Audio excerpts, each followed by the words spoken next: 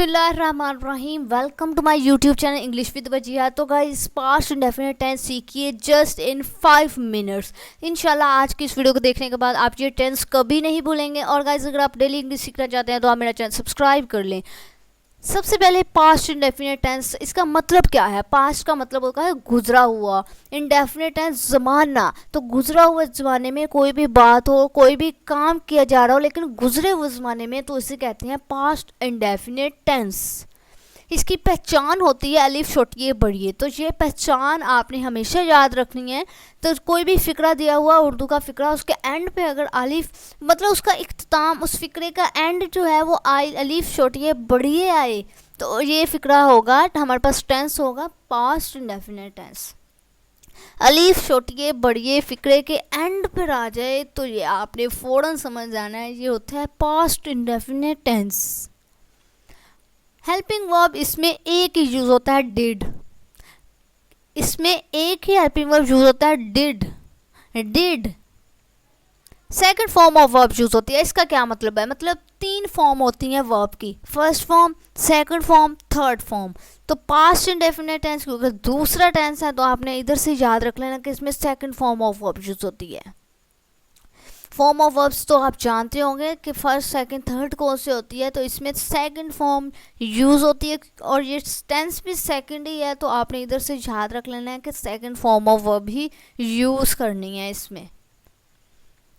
Subject plus verb two plus subject, ये क्या है? तो अगर एक हमने सिंपल फ़िक्रा बनाना है, उसको कैसे बनाना है, मतलब पहले क्या लिखेंगे कि फ़िक्रा कंप्लीट कैसे होगा? तो सबसे पहले सब्जेक्ट आप देखिए क्या होता है। सब्जेक्ट होता है किसी का नाम हो गया, अगर नाम ना हो उसकी जगह he, she, it, they, them, there हो गया, तो ये होते हैं सब्जेक्ट।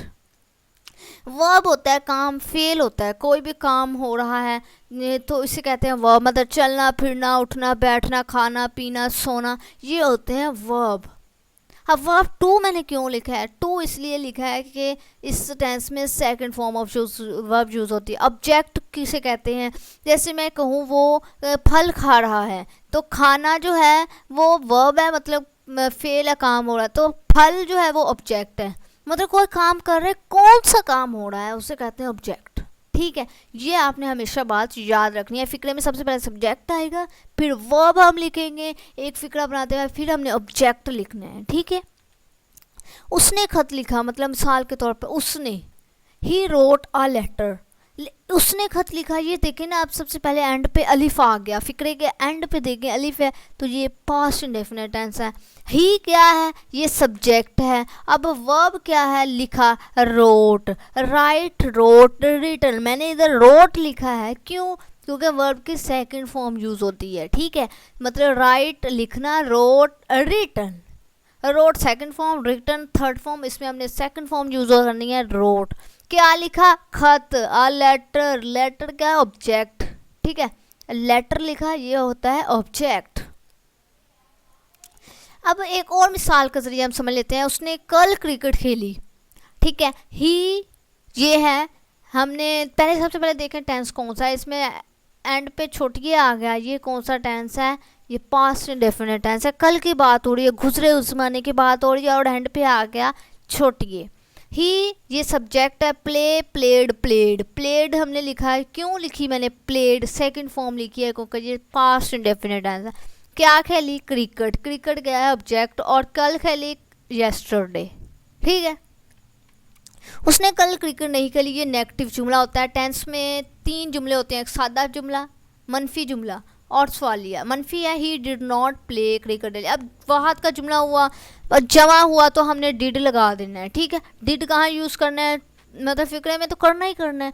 अब जमा का हुआ, वाहद का हुआ, डिड यूज़ कर देना है। अब डिड नॉट नहीं खेली, प्ले क्रिकेट येस्टरडे। अब मैंने प्ले इधर लगाया, ये बात गौर से सुन लें। अब मैंने इधर प्ले लगाया, प्लेड क्यों नहीं लगाया? क्योंकि ये डिड लग गया। जब भी फ़िक्रे में डिड लग जाना है तो हमने कभी भी उसके आगे थर्ड सेकंड फॉर्म नहीं यूज़ करनी।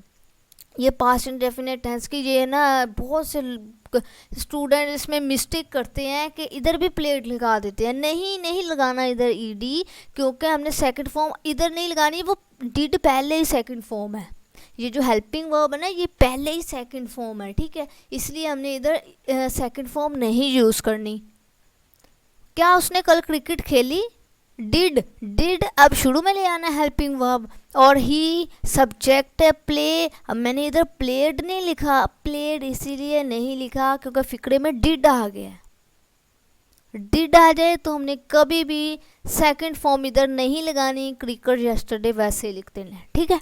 तो ये आपने चीज़ हमेशा याद रखनी है कि जब भी फिक्र में पास्ट इंडेफिनिट टेंस बनाते वक्त जब डिड लग जाए ना, डिड, तो वर्ब के साथ फर्स्ट फॉर्म ही लगानी है, कभी भी सेकंड फॉर्म ने यूज़ नहीं करनी। अब जहाँ भी डिड आ गया हमने फर्स्ट फॉर्म ही यूज़ की है, वर्ब के साथ सेकंड नहीं यूज़ की, क्योंकि डिड पहले ही सेकंड फॉर्म है, इसलिए हमने इधर सेकंड फॉर्म यूज़ नहीं की। तो गाइस ये था हमारा आज पास्ट इंडेफिनिट टेंस। उम्मीद करते हैं आपको बहुत अच्छे समझ आई होगी। मज़ीद ऐसी वीडियोज़ के लिए चैनल को सब्सक्राइब कर दें, लाइक कर दें, कमेंट्स कर दें। शुक्रिया।